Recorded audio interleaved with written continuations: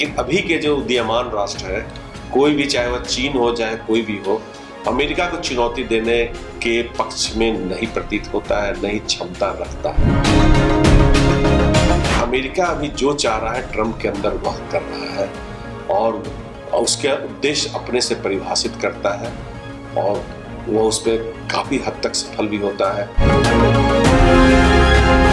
और ये दोनों शक्तियां विश्व स्तर पर, चाहे वह प्रक्षेपास्त्र हो चाहे या ड्रोन हो, दिखा रही है कि ये आने वाले समय कोई भी संघर्ष, कोई भी युद्ध को एक महत्वपूर्ण हथियार के रूप में रखा। लेकिन 6 दिन में भी जो सूचनाएं आ रही हैं, वहां तेल के भंडार पर आक्रमण हो रहा है, तेल की यातायात जो होती है, जो तेल का ट्रांसपोर्टेशन होता है, उस पर बाधाएं हो रही है। एक भय हो गया, उस भय के चलते कई सारे कंपनियां ने कोई भी ट्रांजैक्शंस करने से मना कर दिया है। ये सेकेंडरी फैक्टर्स है, ये प्राइमरी फैक्टर नहीं है। प्राइमरी फैक्टर है जो एक सोच इजराइल की है अपने सुरक्षा के बारे में और अमेरिका से उसको समर्थन जो मिला है, उसी सोच के अंदर ही यह कार्य किया गया है। यह इनिशिएटिव, जो ऑपरेशन जो भी कहिए, उसे अंजाम दिया गया। अब ऐसे भी ईरान बहुत बम तो बना नहीं रहा था, वह बम बनाना चाहता तो आज से 15-20 साल पहले बना लेता। तो उसने कहीं ना कहीं एक रोक लगा दी थी, उसने JCPOA साइन कर दिया था। तो हम उन्हें चाहिए था कि उसी को थोड़ा कंसोलिडेट करके, मिसाइल वगैरह पर थोड़ी सी अनबन थी। किस तरीके से देखते हैं विश्व स्तर पर आप?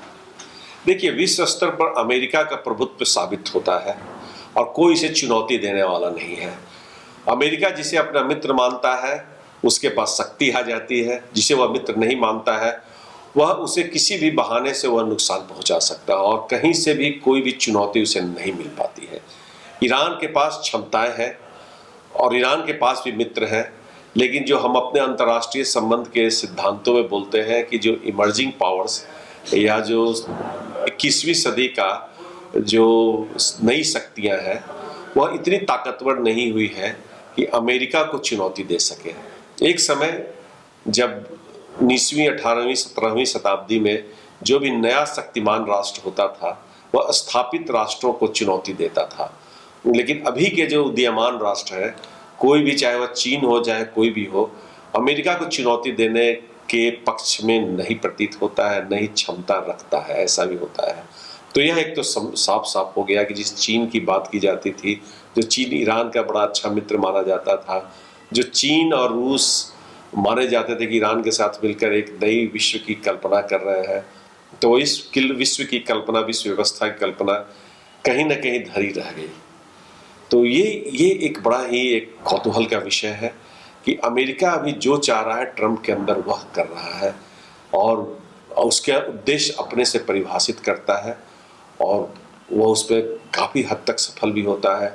जो भी ईरान कर रहा है, एक लोन, जिसे का रीजनल पावर के रूप में वह अपनी शक्ति को प्रदर्शित कर रहा है और जो अपनी सैन्य क्षमता है, जिसमें उसने भी काफ़ी कार्य किया है। परमाणु, नॉन न्यूक्लियर जो उनका जो क्षमता है, उसको उन्होंने काफ़ी हद तक दर्शाया भी है। छोटा 5 दिन साथ का ही हुआ, 6ठा दिन आज चल रहा है। 6 दिनों का इस युद्ध में वो काफ़ी हद तक उसने अपनी भी जो प्रक्षेपास्त्र शक्ति है उसका उसने प्रदर्शन किया है, उसने अपनी ड्रोन शक्ति का प्रदर्शन किया है। और ये दोनों शक्तियाँ विश्व स्तर पर, चाहे वह प्रक्षेपास्त्र हो चाहे या ड्रोन हो, दिखा रही है कि ये आने वाले समय कोई भी संघर्ष, कोई भी युद्ध को एक महत्वपूर्ण हथियार के रूप में रहेंगे। तो यह भी इस युद्ध से हमें देखने को मिला है। और जिस तरह से युद्ध में कहा जाता है कि आपका क्या क्या आप आक्रमण कर सकते हैं, क्या मुख्य दुश्मन ही आपके दुश्मन है, तो ईरान ने साबित किया है कि मुख्य दुश्मन ही आपके दुश्मन नहीं है, मुख्य दुश्मन के मित्र भी आपके दुश्मन है। तो उसने उन सारे राष्ट्रों जो सीधे सीधे युद्ध में शामिल नहीं थे, जो पश्चिम एशिया में अमेरिका के मित्र माने जाते थे, जिन्होंने मिलिट्री बेसेज अपने जहां दे रखा था, तो ईरान ने वहां भी आक्रमण किया है। एक जो और बात कई लोग बोलते हैं, उस पर थोड़ा ज़्यादा सावधानी से बोलने की आवश्यकता है। और क्या यह शिया और सुन्नी का भी संघर्ष सामने आता है, क्या शिया और अरब वर्ल्ड का भी संघर्ष नजर आता है।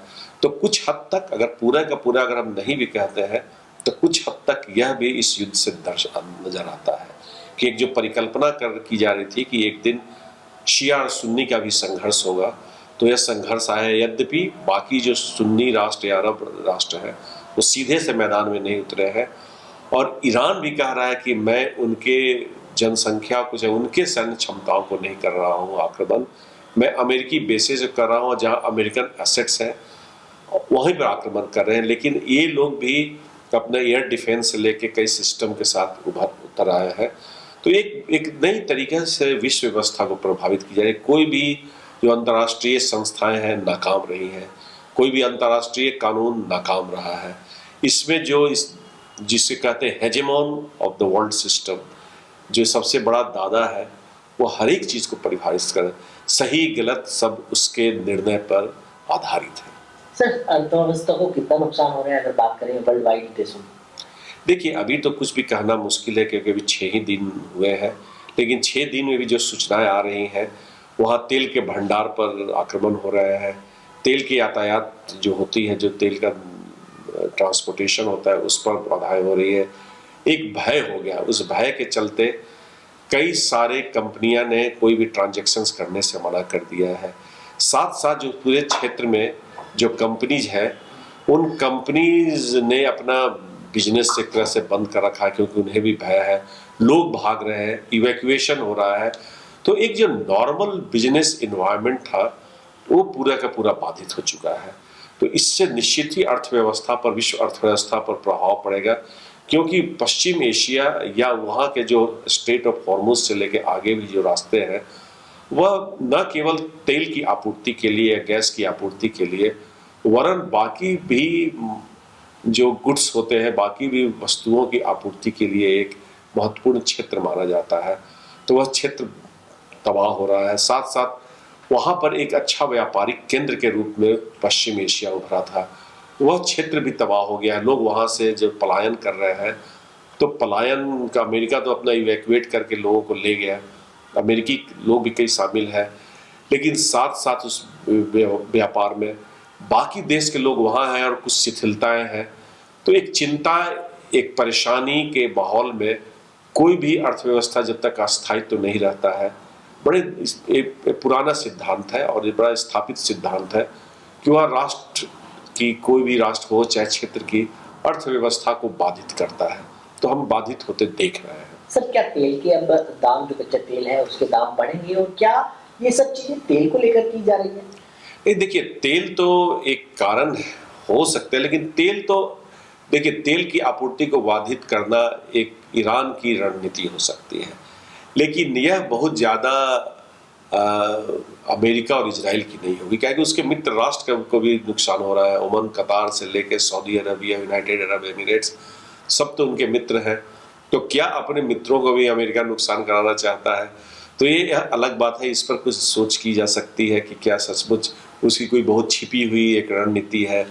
लेकिन सामने से जो उभर कर आती हुई बात है, ये सेकेंडरी फैक्टर्स है, ये प्राइमरी फैक्टर नहीं है। प्राइमरी फैक्टर है जो एक सोच इजराइल की है अपने सुरक्षा के बारे में, और अमेरिका से उसको समर्थन जो मिला है, उसी सोच के अंदर ही यह कार्य किया गया है। यह इनिशिएटिव, जो ऑपरेशन जो भी कहिए, उसे अंजाम दिया गया है। सर, ये युद्ध कब तक रुकने के आसार दिखाई देते हैं अगर बात करें तो, क्योंकि लगातार टाइमलाइन जो है वो दी जा रही है? देखिए, टाइमलाइन तो आज, जब ट्रंप को नहीं मालूम है टाइमलाइन, जिन्होंने खुद अपने ही इस युद्ध में घुसे हैं, तो बाकियों के लिए तो ज़्यादा मुश्किल की बात है। लेकिन यह इतना कहा जा सकता है कि यह युद्ध बहुत ज़्यादा दिन नहीं चलेगी, क्योंकि जिस तरह से नुकसान हो रहे हैं और जिस तरह से ईरान की खुद की भी क्षमता है, कहीं ना कहीं सीमाएं हैं, लेकिन वह युद्ध की कीमत को बढ़ा रहा है। वह पूरे क्षेत्र को बता रहा है कि अगर तुमने इस तरह के गतिविधियों को, इस तरह के नीतियों को समर्थन दिया, तो यह तुम्हारे लिए भी नुकसानदेह होगा। और इस पर वह काफ़ी हद तक सफल दिखाई दे रहा है। जिस तरह से उसने आक्रमण किया है, न केवल इजराइल में, उसने इसके दायरे को बढ़ा दिया है।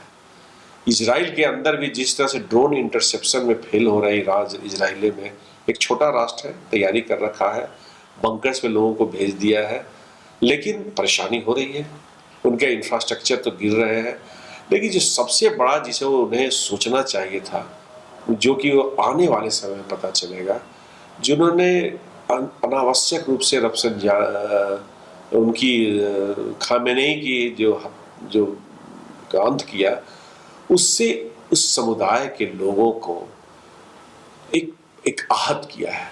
और उससे एक जो नॉन स्टेट जो एक्टर्स है, हमस है, उनको उन्होंने फीडर एक आपूर्ति करने का एक रास्ता बना दिया है, जो कल के दिन में उनके पास कई फिदाइन न पैदा हो जाए, जो कि लंबे समय तक नुकसान पहुंचाते रहे।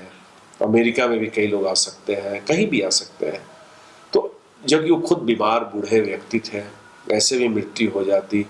और ईरान की एक अपनी व्यवस्था है, और उस व्यवस्था के अंदर ही देखिए कोई भी नीति लिए जाते हैं, नीतिगत कार्य किए जाते हैं। तो कहीं मैं इसे मानता हूं कि अमेरिका का कहीं न कहीं से फेल्योर रहा है, और जिसके चलते उसने किया, कितना हासिल हुआ, क्योंकि अब ऐसे भी ईरान बहुत बम तो बना नहीं रहा था। वह बम बनाना चाहता तो आज से 15-20 साल पहले बना लेता। तो उसने कहीं ना कहीं एक रोक लगा दी थी, उसने JCPOA साइन कर दिया था। तो हम उन्हें चाहिए था कि उसी को थोड़ा कंसोलिडेट करके, मिसाइल वगैरह पर थोड़ी सी अनबन थी, उस पर बातचीत की जा सकती थी। और उसने ये भी कह दिया था कि हम ऐसा मिसाइल नहीं बना रहे जो अमेरिका तक पहुंचे। तो वो भी अपने आप को संकुचित कर रहा था दायरा। लेकिन युद्ध हो गया, और युद्ध पर हम परेशानी और तबाही तो देख ही रहे हैं। और जितना लंबा ये युद्ध चलेगा, उतनी ही तबाही बढ़ेगी, अर्थव्यवस्था, विश्व अर्थव्यवस्था पर असर पड़ेगा, और हम सब पर असर पड़ेगा। क्योंकि अभी हो सकता है हम स्ट्रेटेजिक रिजर्व से हम इस्तेमाल कर लें, लेकिन अगर लंबा चल गया तब तो निश्चित ही समस्या आएगी।